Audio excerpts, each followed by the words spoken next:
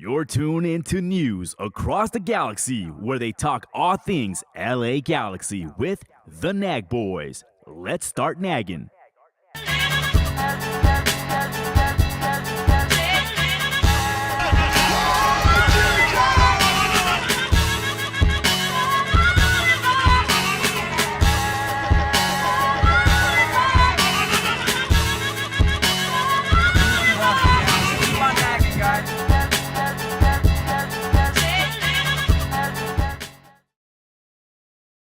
Yeah, there we go. And a pleasant good evening to you wherever you may be. This is Edgar Zuniga from News Across the Galaxy. Welcome once again to the Midweek Show. Tonight, we have a very special guest all the way from the great frozen village of Vancouver. It's our good friend Nathan Durec of Terminal City FC Podcast, covering all things Vancouver Whitecaps. Hey, welcome once again, Nathan. Hey, thanks a lot, Edgar. Good to see you again. How you doing? I'm doing all right. Just saw Transformers 1 with my 4-year-old. At one point, he was asking me why Megatron was blasting fools, and I said, that's what he does. You'll get used to it. So, yeah. Some boys are just bad, right? Yeah, some boys are just bad. He was like, Papa, why is he so mean? I'm like, well, sometimes, the thug life chooses you. Yeah, you don't get a choice. You just have to deal the cards you got. Yeah, man. Well, welcome back. Like I said, we love having you here. Last time we met up in Vancouver. It was really nice meeting you in person. I had Yeah. a wonderful trip up in Vancouver. I love Vancouver. It's like I convinced a lot of Galaxy fans that traveled up there with me that this has to be like a set destination for future travels. So I'm looking forward to hopefully going again next year. Maybe next time I'll be able to take my son and my wife. My wife and I went there back 2019, and I was able to go back earlier this year. So she really wants to go back herself. So hey, we'll get a chance to hang out with you again, Nathan. Absolutely, man. You know what? I mean, if you're going to come to Canada, Vancouver's probably the more temperate place to go. But we don't really have to worry about the frozen north that the rest of the country has to worry about. Our frozen north is cherry blossoms. But that is true. Although, if you really want that frozen enough, you can head up to Whistler, right? Absolutely, absolutely. I mean, we seem to be getting more and more snow every year. Like it will last for maybe a month, but I mean, where I grew up, just one province over in Alberta, I grew up just outside of Edmonton. I mean, it feels like you got snow half a year over there, right? I mean, I don't know what it would be Fahrenheit, but whatever minus 35, minus 40 Celsius is in Fahrenheit, that's what I grew up with. So Vancouver's That nothing. sounds pretty cold.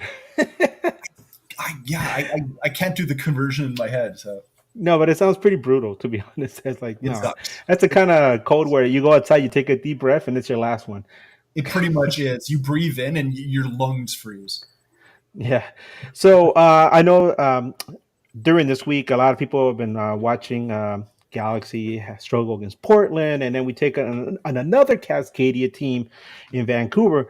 And some fans that are casuals or some fans that are not aware, they're wondering what exactly is a white cap. Now, I could explain it myself, knowing what I know, but I want to hear it from you. For anybody who doesn't know, what exactly is a Vancouver Whitecap, and how did the team get its name? Well, I mean, the team name actually goes back a long ways. Whitecaps have been around since 1973, and then they've had different versions since then. They went through being the Vancouver 86ers. That was named after when Vancouver hosted the 86 Expo. They went and they rebranded under the Whitecap name back in the '90s at some point before they joined MLS. And the reason being, at that point, it was, or the story goes, is the owner at the time was driving, and he was driving down the big main bridge that connects, that goes through Stanley Park, connects over to West and North Vancouver, which are two cities across the bay. You've got the mountains that are right there, the two cities that grow up into them. And he was looking at the snow-capped mountains, and he was looking at the waves below him from the Burrard Inlet coming in from the Pacific. So you've got, the Whitecap Mountains. You've got the Whitecaps coming off the tide. And that's just kind of where it came from. Yeah, and it's very appropriate. Like when you go over there, that's what you'll see. Yeah. Like we went there in the spring, and I remember one of my friends took me to this one area in North Vancouver where I know a new community is in the process of being developed and built. It overlooks the downtown area and the bay and all that. And from where we were, from a distance, you could see snow-capped mountains as far as in Washington State. He's Yeah. like, you pointed at something like that's the United States right there. I'm like, wow. Yeah, but yeah, it's a beautiful city, and the Whitecaps name it fits everything perfectly with the team. Now tell us about the team, because when Galaxy went up there, Whitecaps were off to a very good start. Yeah. And I had my doubts about how Galaxy was going to do up there, and Galaxy came away with the result. But since then, it looked like Vancouver went to a very rough patch. But as of late, the Vancouver Whitecaps have bounced back into the playoff picture, and now they're within range of one of the top spots in the West. What happened? How did things turn around? What happened is the ownership group has basically just allowed Axel Schuster, who's the sporting director and the CEO of the Whitecaps, and Vanni Sartini, head coach, to just cook. For the past 2.5, 3 years, they've been allowed to just progressively and slowly build up and until this point. This is kind of the first point where you can say this is truly their team. With all the transfers and people bringing out, building the front office, because it was bare bones before these two guys came in. And what they've done is they've now created a team underneath a unified system that has depth, that can handle injuries if they happen, or international call-ups, kind of whatever gets thrown their way. They are able to adapt. And one of the reasons they're able to adapt is because one of the main philosophies of our head coach, Vanni Sartini, is that he wants players that can play multiple positions. Because of how they play offensively and how they play defensively, they're setting up differently anyway.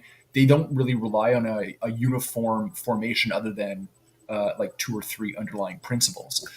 And it allows them to be a little bit more fluid when you're bringing players in and out of the lineup, which, I mean, honestly happens all the time. I don't think there's been 2 games in a row that's used the same lineup. And it's paid off. I mean, in the last 10 MLS matches, they've lost 1 game. They were doing really, really well up and until the Leagues Cup break. We ended up losing an absolutely crazy match, 4-3 to Houston, our last game before the break. And then going into it, which they did reasonably well. They got out of the little group stage, made it to the first knockout round. What was it, round of 32? Lost that, but there wasn't a lot of stock being put into that competition, so no one was too worried about it. And since Leagues Cup, they've come up and they just kept going. Clean sheets. We've only allowed 1 goal since the beginning of Leagues Cup, and that was in our last game, a 1-1 draw against Houston again.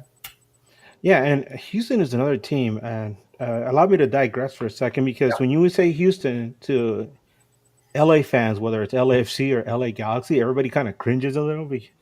They're just like always doing something to stymie LA and MLS. Um, and they seem to have caught fire as well as of They late. are. Yeah. So when I was paying close attention to that result, and when I saw the 1-1 draw in Houston, I was like, wow, this is really good result for Vancouver to go into a place like that and take a point away. We would take it.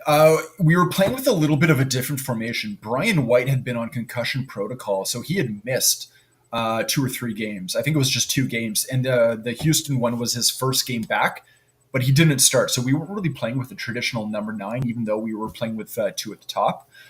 The first half was poor.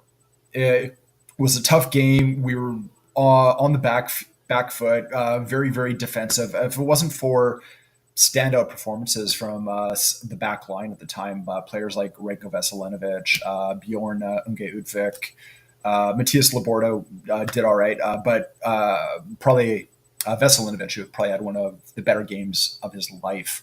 That match could have been done and dusted in the first 45. They made a couple of changes. They made 2 changes at the half, changed the formation. They got rid of the back 3, which is kind of a hallmark of the Whitecaps system. Went to a back 4 and changed a little bit up top. White came on at the half-hour mark, and that was it. They were able to tie the game through him and pull away with, I think, a deserved point because they were the better team in the second half. The one thing, though, is it was a very weird scoreline for these 2 teams. You take a look at the 3 games before this one. So the game earlier this season, both games last season, 20 goals have been scored in those 3 games. So to have a 1-1 draw felt anticlimactic, but it was a great game to watch. That sounds like old school 80s NHL hockey. It was nuts. I think last year we won one of our games against them 6-2.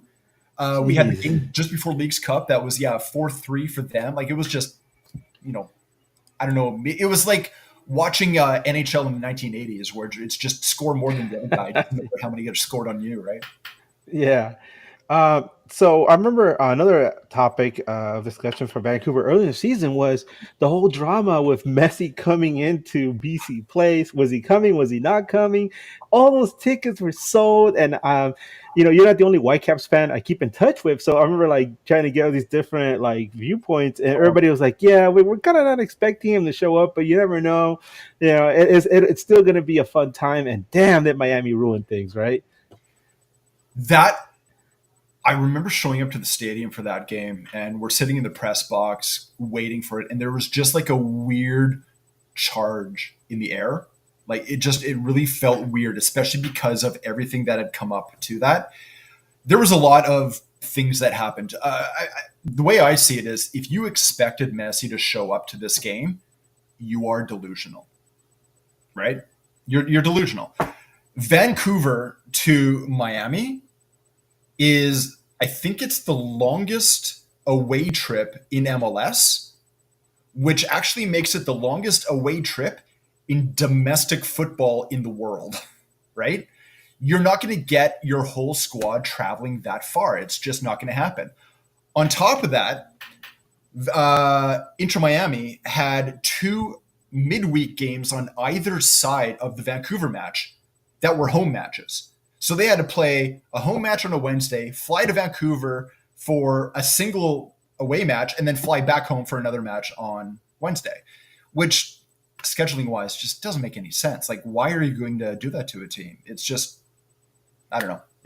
I'm not in charge of scheduling. I'll leave that up to the greater minds of the MLS, but I think there's a better way of doing it. On top of that, Messi doesn't play that many games to begin with. I mean, just take a look at how many games he's played in the season. He barely plays 50% of Miami's games. And then the real kicker that came out is apparently he had already been scheduled to be a face. Him and Luis Suarez were going to be kind of hosting one of the academy games for Inter Miami on the same day, that the team knew 3 weeks beforehand, and then just never told the Whitecaps. Wow. The Whitecaps have been planning for this match since the end of the previous season. They actually opened up the upper bowl of BC Place, which adds about 20,000 seats. They'd sold a phenomenal amount of those. I think it was one of the biggest attendances actually in Whitecaps MLS history. They've had bigger attendances from way back when. But the thing is for a lot of these people that were coming to see Messi, they didn't look at anything else, or they didn't know any of these other different storylines that were going on. So they looked at the club, and the club became a very easy face to point your finger at. And I mean, they had really hyped this up. So unfortunately, the club kind of knew that they were going to be the ones that were going to be the face of, everything evil that happened from this. Yeah. It was a bad situation, but when it happened, I mean, most of us that were just going, yeah, this is kind of what we expected. But it was also the fact that out of Messi didn't show up. Luis Suarez didn't show up. Busquets didn't show up. Alvarez was the only one that showed up. So, I mean, and then you would think the Whitecaps have that home field advantage. They have all the, they have like a nice crowd there, and then nope, they still lost. The one thing that which really was disappointing as a neutral crowd right away is the Vancouver Southsiders, Vancouver Albion, and a lot of the other different supporters groups. Right as the game started, released a really, really big tifo that covered the entire back of the stands, celebrating the 50-year history of the Vancouver Whitecaps, because this is our 50th year anniversary. And as soon as they did that, you had a big, big rousing cheer from the fans, and everyone just seemed to settle down and remember, oh, wait, we're here to watch a game. We're not here to watch a player. That really helped, I think. And I think a lot of credit hasn't really been given to a lot of the different supporters groups. That is one where I think they should really, really take ownership of, because I think what they did made everyone's, event more enjoyable, even though that there was a loss. Yeah, that is true. You hear about the Timbers Army all the time. You hear about the Seattle fans all the time, but you don't hear a lot about the Southsiders or some of the other Vancouver fans out there. And I remember the couple of times I've been up to BC Place for a game, wearing Galaxy gear. Yeah. The fans were cool with me. I didn't feel threatened or anything like that. Everybody was just real friendly. Everybody's there to have a good time. Obviously, I'm not gonna go and sit in Galaxy gear in the section, right? Well, you wouldn't be allowed, but yeah, no, I getcha. Yeah, but I remember walking around the stadium just to get my little my steps in, and walking past the area where the Southsiders are. And like I said, I have a friend who he's one of the Southsiders, and he actually came up to meet me, and we were hanging out for a bit, and everybody was cool. I like that. I like that welcoming atmosphere. The one thing with the Whitecaps is, I would say it's very different in that mentality than, say, the NHL team here with the Vancouver Canucks. If you wear, like I said, I'm from Edmonton. I grew up in the 80s. I'm an Oilers guy. I don't necessarily wear my Oilers jersey when Edmonton's in town, because that might be asking for a fight. I mean, it's hockey too, so that's just what happens. You wear a Galaxy shirt. I mean, you could wear a Portland, Seattle, or a TFC kit to BC Place. No one's going to bother you.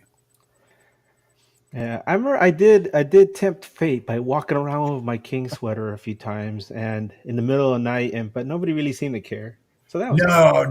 It's not too bad. I think it's worse if you're wearing one of the other Canadian shirts, especially if you're wearing either Edmonton or Calgary, just because you got the three Western Canadian teams, and everyone just loves to hate each other.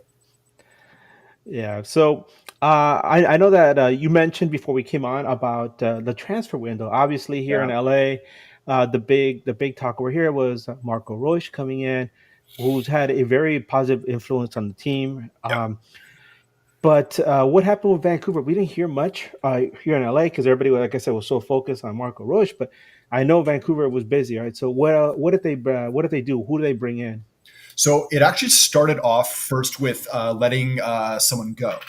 What they did is we ended up putting Javane Brown on waivers, who ended up getting picked up by Real Salt Lake. So that was just one player off. He was, I think, in the last year of his contract. It kind of felt like he was on the way out anyway. And it was because they were bringing in another guy, a guy named Edgar Ocampo, who came from Colombia, where was he coming from? He was coming from Atletico Nacional. Big breeding ground for quality football players. One of the top teams in Colombia. And very, very young guy with a really high ceiling. I think he's about 20 years old. Yeah, he's 20 years old. Right back, he can play further up the pitch. He's definitely got an attack mind to him, and it's exactly what the Whitecaps are looking for because they like to play with they call them wingbacks, but they play so high up the pitch. I mean, at times they're a wingback, they're an attacking midfielder, they invert and become midfielders depending on if say a number six has moved, or sorry, a number eight has moved a little bit higher. You'll see them kind of coming in to take the space. So they wanted someone that had kind of the speed and the tactical acumen to be able to fill that role. We haven't been able to see a whole lot of him just yet, but what we have seen has looked very, very positive. So that's really, really good. They also let go longtime player Luis Martins. Martins, I know anyone watching MLS, they remember him from his SKC days. Whitecaps had picked him up, I don't know, 3-4 years ago on a free. He had played many, many games. They let him go because they needed his international roster spot. And using that, they brought in Stuart Armstrong from most recently Southampton. Scottish international. He had actually just finished playing in the Euros, and his contract with Southampton had been done. He had a lot of offers from a whole bunch of different teams, even including Premier League teams and a few others. But way back in his early days, he had played for Dundee United in Scotland with a very young Ryan Gauld.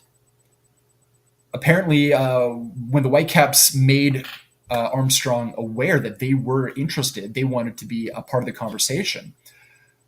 Armstrong called up Gauld, asked him all this stuff, kind of whatnot. And then I was talking with Axel Schuster, who actually flew to France and interrupted Armstrong's vacation. He ended up having dinner with Stuart and his wife, basically trying to sell Vancouver, but also not trying to go too far, and then whatnot. And then, basically they left and said, okay, look, just let us know what you're thinking. We'll try to stay out of the picture. We don't want to push you, but let us know. And he ended up coming. So we've got a third DP player, which we hadn't had a third one, I think, for over a year. So he has slotted in very well. He hasn't played a lot. He's only come on for 2 appearances as subs. And by his own admission, he said, I'm fit, but I'm not match fit. He hadn't played since the Euros had ended for Scotland. But everyone was waiting to see what was that connection between Armstrong and Gauld going to look like. And not the game against Houston. It was the game just before that one, which was against San Jose. That was the first game that we actually got to see the two of them together. And they actually connected, Gauld passing to Armstrong, Armstrong scoring his first goal for the Whitecaps. It took him 3 minutes. So it felt pretty good. It felt like something's moving in the right direction. So it ended up being, I'd say, a pretty successful transfer window, mainly because they filled a spot that really, really needed. And it was a spot it's that extra push to kind of move you into the playoff spots, but also hopefully to, win a few rounds, something that the Whitecaps haven't been able to do in their MLS history. Yeah, I remember when you mentioned Stuart Armstrong. I have a friend who's a Southampton native. He's a big Saints fan. So I remember I told you I asked him about him and I shared what his thoughts were. We had a chuckle about it because he was like, quality player, short, angry Scotsman, Yeah. intelligent ball playing midfielder, very creative. Doesn't score many goals himself. A bit slow these days, but Premier League standards. But should do well in Canada as long as he can stay fit. Now Yeah. we had that little chuckle about like, yeah, you got your short, angry Scotsman, and then you got Ryan Gold, right? The taller guy who's a more calm guy. So you got the best, of both worlds right there, right? When representing Scotland, they'll balance each other out, right? yeah, hit you both ways there. Yeah. So it seems like these guys are really coming in to help Vancouver right at the right time. Like you said, the team is doing well, especially after the Leagues Cup break. Over here in LA, things are a little bit different. I know a lot of people are still basking in the afterglow of a pretty massive El Tráfico win. Yeah. But I'm I mean, I'm not a homer. I mean, I love our LA Galaxy, but when it comes to like looking at the statistics and what I see, the eye test and everything, Yeah. sometimes I get some criticism for it. But you know what? I gotta call it like it is because It's being the it pragmatic fan, right?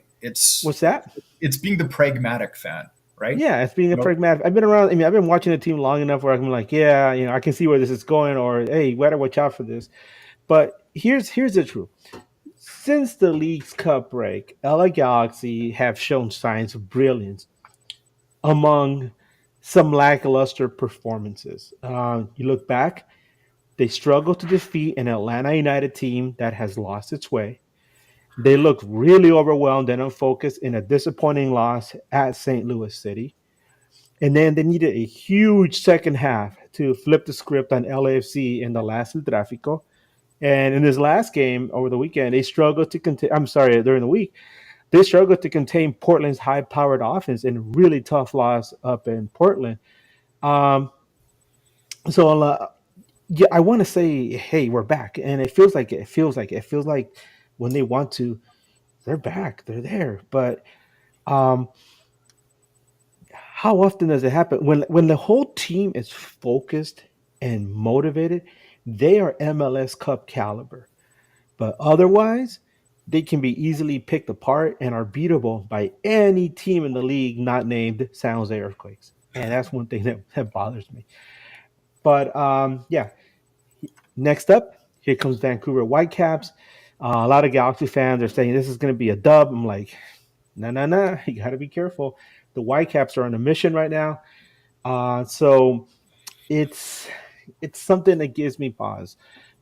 Just real quick, let's look into the all-time record between both clubs. Yeah, All-time, absolutely. go on.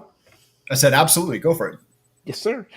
All-time regular season, 33 regular season games. LA Galaxy have won 15. Vancouver has won 11. 7 draws between both teams. The game is going to be at Dignity Health Sports Park, the Dig. Playing at home, LA Galaxy has 10 wins. Vancouver has 4, with 3 draws between both teams.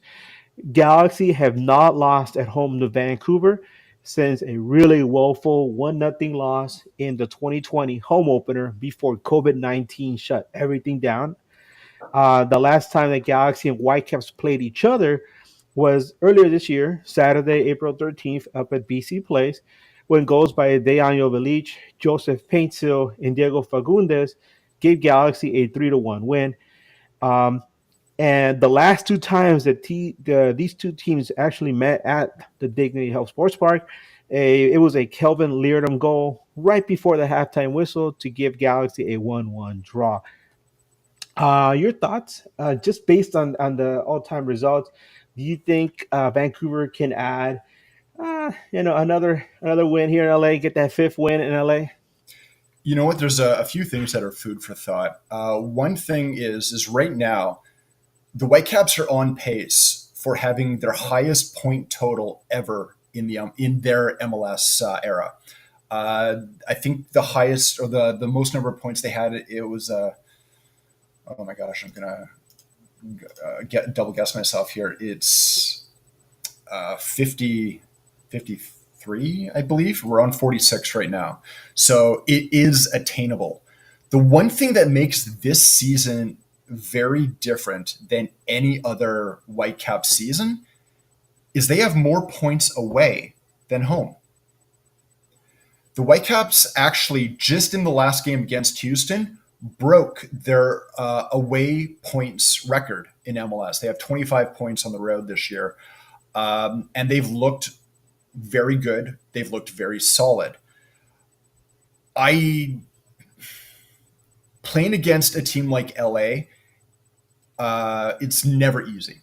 It's never easy, but in this case, based on say like their last 10 games, based on the fact that this week in general coming up is a very, very important week and they're going to be dialed in, mainly because we have another midweek game on Wednesday, which is the Canadian Championship final, which would be like your guys' US Open, and it's a chance to win another trophy. Whitecaps are looking to do the three-peat and win it 3 times in a row.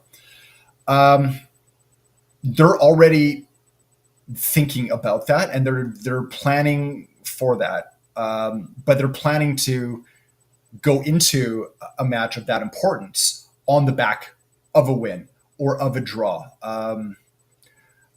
I think the Galaxy is going to find a different team than what was that BC place. I you know what? I couldn't even tell you. I can't even make a prediction. I feel, if anything, a draw is probably the most likely. I But a always very remind Galaxy low-scoring fans. draw. Sorry to cut you off. I just always remind Galaxy fans that that 3-1 win was pretty good. I remember Ryan Gauld scored for Vancouver, but early on in the match, Fafa Picault got hurt, Yeah. and he was an important part of that Vancouver offense. And it seemed like Vancouver really missed him.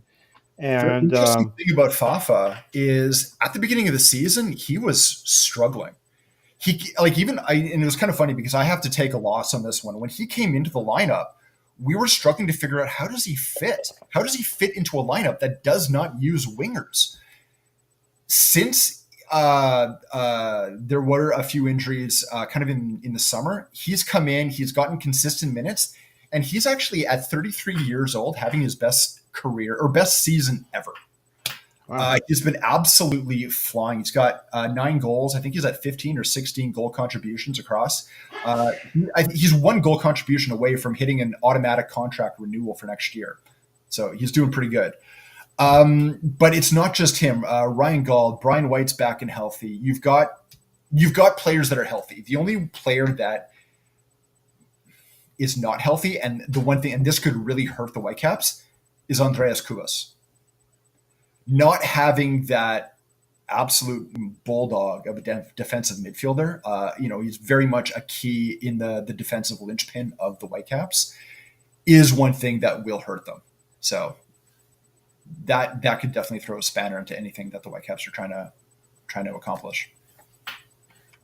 Oh, so then I got to do a counterpoint with who the referee is going to be for this weekend's match, because we were discussing this before we came on. I already posted about it on Twitter.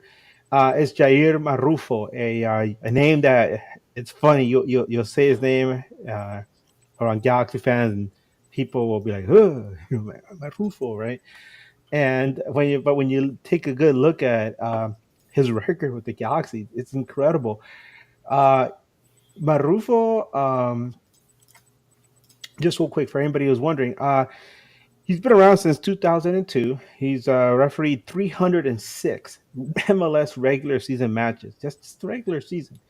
55 total of LA Galaxy for 27 wins, 13 draws, 15 losses, and including at home a record for LA Galaxy of 19 wins, 7 draws, and only 3 losses. Now, for Vancouver, he's only done 16 total matches with Vancouver, 5 wins, 5 draws, 6 losses. And on the road, Vancouver has done with 3 wins, 3 draws, and 5 losses. Marufo's last Galaxy match was a 1-0 draw earlier this season at RSL on June 22nd. He handed out 2 yellows to RSL, 1 to LA Galaxy. His last Vancouver match was a 2-2 draw versus TFC on April 24th, 2021. So it's been Wow. 3 years since he's done a Vancouver Whitecaps match. He handed out 2 yellows to TFC, 1 to Vancouver in that match. So far in 2024, he's averaging about 2.9 cards per game, yellow cards. Rarely hands out any reds. He's only handed out 2 reds this season.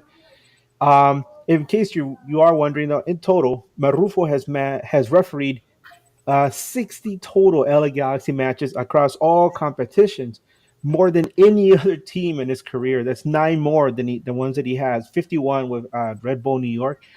Um, and in case you're wondering, Nathan, the last time Galaxy lost a match with Marufo in charge was exactly 3 years ago. A 3-0 loss at Minnesota United on almost exactly a year ago, September 19th, 2021. The fact that he has refereed 60 matches for you guys over the course of his career is absolutely astonishing. I mean, you said 300 and some matches and 60. I mean, that's a significant percentage when you think of like how many teams are in this league. Yeah. And like I said, Galaxy, they rarely lose with him at home. So yeah, something to take into consideration, especially because you were talking. We were talking about Tim Ford, right? Right before we Oh, came on, Tim Ford. He did the last Galaxy match. I mentioned to people before that game that the Portland Timbers were undefeated at home with Tim Ford in charge, 5-0-0, and now he's 6-0-0. People were like, "No, Galaxy's gonna take that win." There's, referee or not. And I'm like, I don't know, man. I'm looking at the tea leaves over here. Something's going on, and lo and behold, right, it was an awful match for the Galaxy. I mean, I'm not gonna blame him for the team's you know the team's mistakes. Um, if you want to get into that real quick, just, a lot of people want to lay some of the blame on Jalen Neal. They say he had a really rough time against LAFC. A lot of people said he had a rough time against Portland. But then you look at who he's supposed to be covering, and that's Miki Yamane. And Miki Yamane has not done well his last two matches, and that leaves Jalen Neal exposed. So it's something that Greg Vandy's going to have to address. Is it that Miki Yamane is facing some sort of fatigue? He hasn't had that kind of a workload, having played in the Japanese league, in the J League, and now he's here in MLS and all the travel. I mean, that stuff. If you're new in MLS, or like we were talking, that travel will Travel's eventually wear insane. you down, Yeah. and especially because another issue that we can also discuss real quick before we get back into the game is we just heard out of La Liga about how some players are considering going on strike because of all the load that they're having to deal. They got your regular season games, you got your cup matches, you got Champions League, and then you have all the other exhibition matches, and who knows what else they're going to heap on there. And that's in Europe. And here in the US, we have, MLS. We have, like you said, you have the Canadian Championship, we have the Open Cup. Then on top of that, you have the Leagues Cup, and then you have exhibition matches. I know you guys just played Wrexham, We so did. all Yeah. this stuff adds up over time. And it's not that athletes are not in it's good condition. Is that you're playing a game, a physical game, and over the course of a season, you will pick up knocks, some worse than others. And even the most healthy person that will play 90 minutes, game in, game out, at some point, you're going to wake up one morning and say, ouch, this hurts. I can't move. And it's going to take me a while to get back up to speed. And so it's just something that we all have to deal with. It just happens. So I don't know if it's fatigue, but I do know that Greg Vanny is going to have to figure something out in order to keep his boys motivated because the finish line is right there. Galaxy's already got a playoff spot clinched, but they're going to want to finish top of the West. And then you have Vancouver coming in, and they're hungry. Right? You got something to prove. So, yes. Vancouver set a target at the very beginning of the season. If you talked to Vanny, he said they wanted top four in the West. They wanted top four in the West, and right now it's very attainable. We're only 1 point behind Colorado, who has that last spot and have a game in hand. So, I mean, these are the games that are going to be watched. The one thing that's really interesting is the final 10 games of Vancouver's season is all Western Conference teams. Oof. We're already in that. Yeah. And I mean, some of that's difficulties. I mean, Galaxy, we've got coming up. We've got the rescheduled LAFC match because LAFC ended up making or going further in Leagues Cup. RSL, I mean, we've got another Cascadia match coming up next weekend with Portland. So we're looking at things like that. Every game right now is a very important game because when you're playing in the Western Conference, the swing of points hits you so much more hard. Oh yeah, and it's interesting. We're gonna address Adam's super chat real quick. Yeah. But before we get to that, actually let's hit it right now because I don't want to let it sit for too long. Adam, thank you so much for the $5 super chat. Adam asked, "How has Vancouver's goalkeeper performance been this season?" I know you got Takoaka, but what can you tell us? It's been good. He's definitely a number one goalkeeper for the Whitecaps. He's not the tallest goalkeeper in the world. The reason they brought him in at the time, he came over from Yokohama Mariners in the J League, where they just won the championship when he ended up coming over to the Whitecaps. He was the goalkeeper of the year for that league. They brought him over because of how good he is with his feet, and because the Whitecaps are really, really married to a back three system. When they're in possession in their defensive third, he almost acts as a fourth center back in terms of how they're playing the ball around and how they're looking at moving it in order to break out. He's very much a part of that breakout. In terms of shot stopping, he's done well. The Whitecaps so far out of 28 games have 36 goals against. You're looking at like, I don't know, what's that, about 1.2 goals against per match. I would say it's average within the league. As of late, though, he's done very well. They kept 3 clean sheets before the midweek game against Houston, where they let in 1 goal. So only 1 goal in the last 4 matches. Right now he's doing pretty good. He's definitely dialed into his game. Yeah. So going back to, by the way, thank you so much for answering this question, Nathan. Absolutely. Yeah, going back to what I was trying to say, I was on the Battered MLS Fans roundtable earlier this week, and one of the topics that I brought up was all season long, I've been hearing from the East Coast podcasters, because I listen to Charlotte, I listen to Atlanta, I listen to Philly, I listen to a lot of the guys on the East Coast. They're all doing a wonderful job. The guys from Columbus. And guys from Orlando, and all season long I've been hearing about how much stronger, how much more stacked the East is. And I look at the East and I'm like, man, you guys are top heavy. You got like 3, maybe 2, 3 really good teams, and everyone else is just right. And then you look at the West, and it is a dogfight. I mean, you can't sleep on the Smurfs, right? I mean, they're down there, right? But I also people don't sleep on the Smurfs, man. They'll bite your ankles when you least expect it, But everyone else is just in there fighting and battling it. All these Western teams are much better than a lot of people give them credit for. And for example, a lot of people are saying, well, Colorado is a dark horse. They're one of the teams that, might challenge for a cup. And then they go to Kansas City and they drop points in Kansas City. They didn't just drop points. They got smashed. So all of a sudden you're like, well, what's going on there, right? Kansas City is trying to make that last little push for the playoffs as well. Houston caught fire. Vancouver caught fire. Seattle's on fire again. LAFC is having struggles. St. Louis they're trying to do something before the final strike. So everybody is in there battling. Like I said, there's no easy games in the West. And when I said that, all those guys from the East, they all got mad. Like, how dare you? I mean, the way I see it is the Western Conference is just exciting.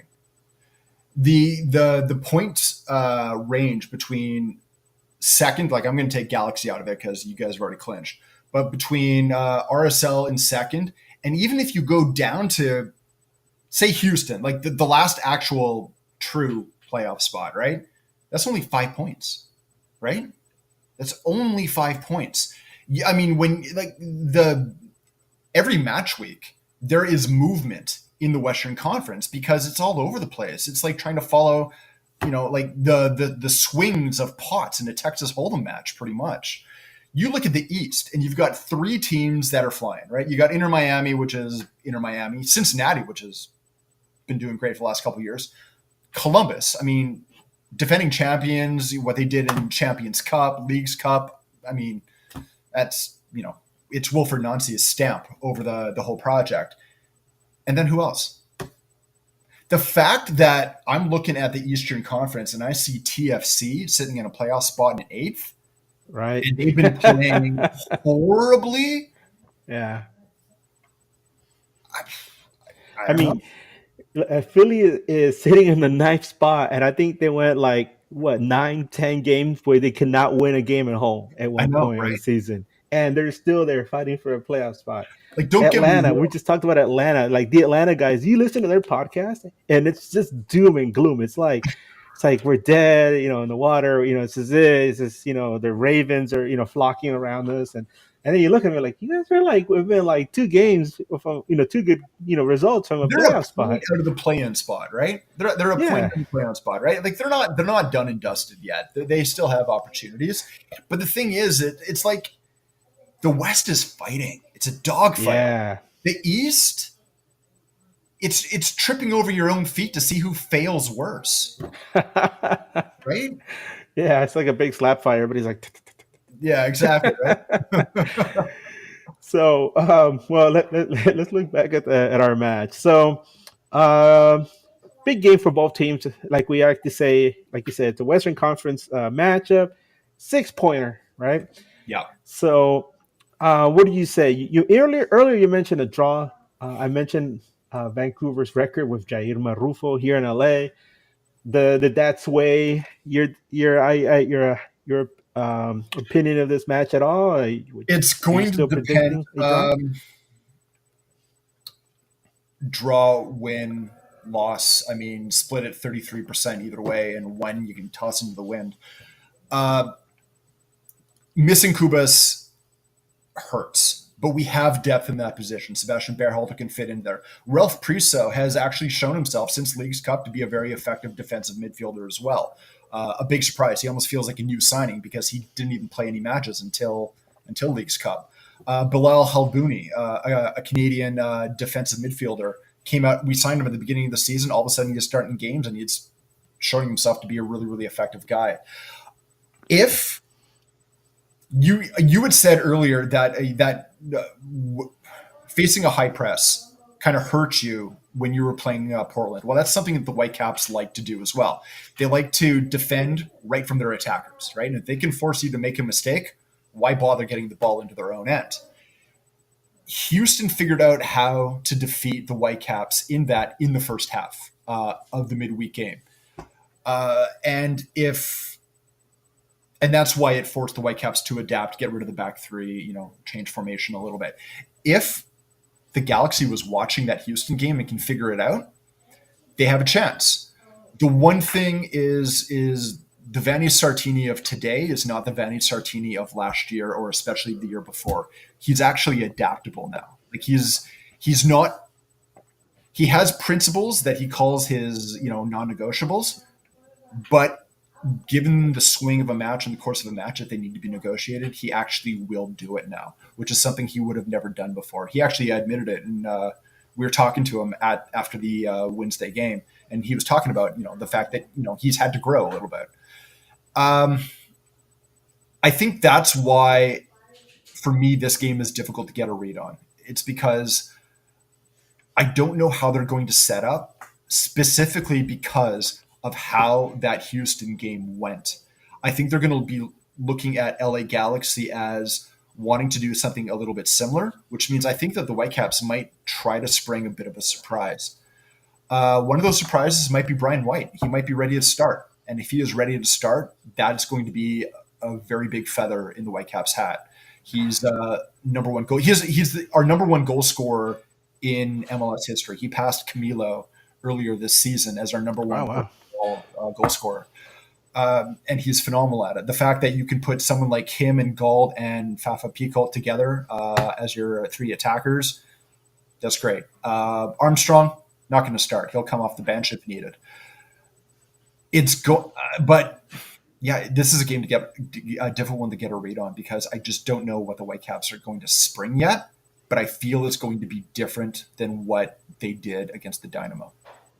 Yeah, and there's also so many intangibles. Like you said, Sartini to me is an intangible when it comes when you put him in the same space as a Greg Vanny. I just sometimes I get the feeling that Sartini has Vanny in his back pocket for some reason. Yeah. I mean, you had that result earlier in the season, right? Which so a lot of people it was kind of a shock, right? Like, wow, Galaxy won a game in Vancouver. And to anybody that's wondering, it's only the sixth time in the entire history between these two teams that Galaxy has won a game up at BC Place. So that's why it was a kind of a shock. Galaxy very rarely wins up at BC Place. So it's one of those things. I know Galaxy cannot afford to go down early again. They've been giving away too many goals, and I think in the last 3 games they've given away 10 goals. I think, which is not something you want to do. That is one thing I was actually looking is for as much as Galaxy has an attack, they are leaky. Oh yeah, definitely. It's really weird because at the beginning of the season it was goals off set pieces, and then they kind of seem to figure things out. But now it's a different thing. It's like they're exploiting when the wingbacks come up. They get caught flat-footed. Center backs are left exposed, or it's just on set pieces. Sometimes there's been a couple goals that came off set pieces, and the center backs just were just clowned. I mean, we love Jalen Neal, we love Maya Yoshida, but there's been a couple of times when um, they've just been dunked on, like Vince Carter style. It just goes up there and boom, and you're like, oh god, this is horrible. It's like watching your dog get run over in slow motion. You don't want to There's see it, nothing you right? can do about it, right? It's horrible. But that's the kind of stuff we've been dealing with. So The other it's thing something that that I was going to say, go the on. other thing that Vanny brings to this that makes it, or I should say, Sartini brings to this, is before he started working with the Whitecaps, he was working with U.S. Soccer, coaching coaches. So the funny thing is a lot of the head coaches in MLS were coached by Vanny. He has a pretty wide knowledge of what other teams are doing because he knows these guys on a personal level, which is not something that many people can say because they've just never held that position. It does give them a bit of an advantage, especially, I mean, even guys that have been coaching for a number of years, they're always coming back in for retraining or coming through the American system. He was the guy for 3-4 years that did that. So a lot of these guys that have been around a while, like a Greg Vanny, would have probably known Sartini in a different context before he was with the Whitecaps. So let's get to it. Let's put some numbers on these predictions, All right. Nathan. Come on. This is where we got to I'm hear it going to from say you. Brian White starts. I think he's ready. I think he came on for a half-hour run in the midweek. He's ready and he's good to go. If he starts, I'm going to say it's still a draw, but I'm going to say either a 1-1 or a 2-2. Like, I don't think it's going to be out there. I think it's going to be more of a tactical battle between two tactical minds, but I kind of feel it's going to cancel each other out. For LA Galaxy, it's really important for Joseph Patel to get back to what he was before. I know that's a big ask because he hit the season running, right, and a lot of people have been wondering what's going on with him, right? It's once again, it's fatigue. He played a lot of matches before he joined LA Galaxy. He was playing in AFCON, and it just he looks like that. I mean, he still has it, but you also got to give him service. You got to give him the ball in space, which is something that Gabriel Peck's been doing fantastic. He's one of the guys that has been absolutely just playing his butt off recently. But I think Joseph Paintsel has to come out and play really good in this match. Um, I'm I'm gonna. I look at the ref and I'm like, yeah, we're gonna get the W. That's Sorry. as soon as we talked about him. I was like, oh, I didn't think of him. All right. Yeah, but I'm gonna. I think it's gonna be a shootout. Like you said, the Galaxy defense is kind of all over the place, but Galaxy can put goals in the net. I'm gonna go out there and get wild. I'm gonna say 4-3 Galaxy. Wow, barn burner. Yeah, yeah. Adam, thank you so much for the super chat. I really appreciate it. Um, Adam asks Nathan. He asks, "Who is the Caps' leading goal scorer, and how are they on set pieces?" Brian White. Brian White is the leading goal scorer, but he does not take set pieces. He is one of the it's kind of funny because you take a look last year, he was actually in the race for the Golden Boot. He was one of the top 5 goal scorers in the league. He does not take penalties. So every single one of his goals was from open play. Um, when it comes to set pieces, you're looking at Ryan Gauld. Ryan Gauld's been doing phenomenal. He's got 9 goals. He actually just broke the Whitecaps record for most assists in a season. I think he just passed 13 in the last match, and we're still going on for more. So when it comes to set pieces, if you're looking at corners, you're looking the people that are going to be taking corners are either going to be Gauld or Bearhalter, depending on what foot you want. They're going to be looking for a player like Veselinovic in the box. Whitecaps are not a tall team.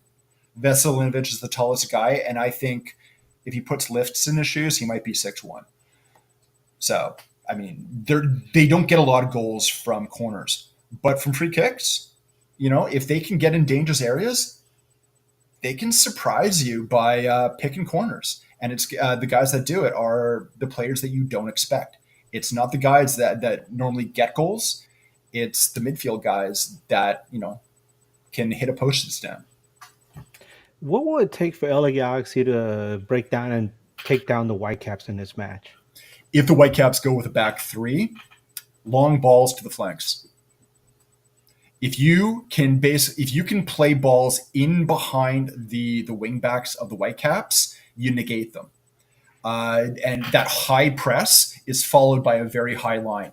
As long as you can get long balls in behind the wing backs, and if you have speed on the flanks, Whitecaps are a very fast team. They can recover if they need to, but if you have speed to basically get into your offensive third before they can get back to you and start to defend, you can be very dangerous. That's what Houston did in the first 45 minutes on the weekend, and the Whitecaps were very, very poor.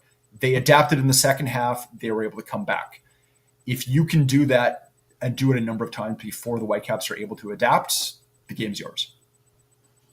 So this is it, Joseph Pinto. If you're watching, I know you are. Exactly. I remember watching. This is your chance, buddy. It was scary. Yeah, this is his opportunity. And also Gabriel Peck, who has Gabriel Peck is a completely different player than he was at the start of the season. I know. I get the feeling they were trying to ease him into MLS. My goodness, the impact he's had on this club recently. He's one of the guys that's been carrying the club, I feel, and it's going to be really important for him to showcase that as the season winds down with a great performance against Vancouver this weekend. Hopefully, we get to see an entertaining match. Like I said, 4-3. That's entertaining, right? That's something, all right. I'll take the 4, but wow, either way, it's nail biter. Well, hey Nathan, thank you so much for joining us. We love having you on. You're a friend of the show, and hey, you know what? Let's say LA Galaxy wins.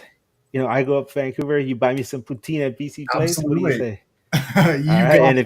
I'll take you to the place I talked about. You can have your pick of 30 different kinds. Hey, you know what? You come down here, I'll take you to some In-N-Out burger or whatever else you want to eat down here. Sound good? That up here, I've never been. I'll give it a try. Yeah, there you go. So, hey, everyone, thank you so much for joining us tonight. Nathan, can you tell everybody where they can find you for Whitecaps coverage or for Terminal City FC? Absolutely. Both myself and Joshua Ray, who co-hosts the Terminal FC podcast with me, you can find the podcast on any social media websites, Twitter, Instagram, Facebook, Terminal City FC. Throw the ampersand in front of that. All of our writing, all of our podcast is also part of the Area 51 network. It's a sports network that follows a lot of other sports. We do soccer coverage for them. All of our writing for the Whitecaps, the men's and women's Canadian national team, the CPL, all that, you can find there. Hey, I love that Area 51 because back in the Rose Bowl days, that's where all the Galaxy fans hung out in Area 51 of the Rose Bowl.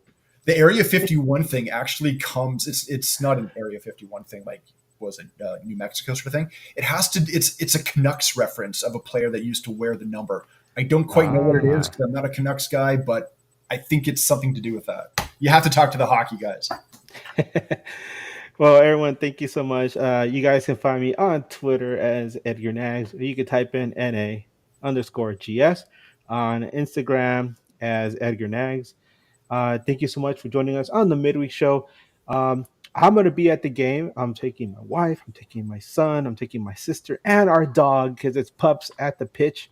Nice. So it's going to be interesting. It's also Central American Heritage Night. I will be wearing my Nicaragua jersey, my Galaxy hat. So I look forward to seeing you guys there. And looking forward to seeing you guys on Sunday for our wrap-up show.